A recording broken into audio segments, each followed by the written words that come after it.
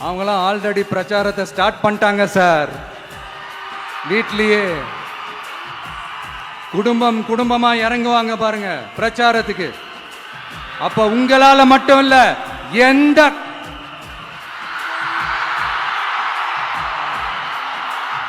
யாராலையும் தடுக்க முடியாது.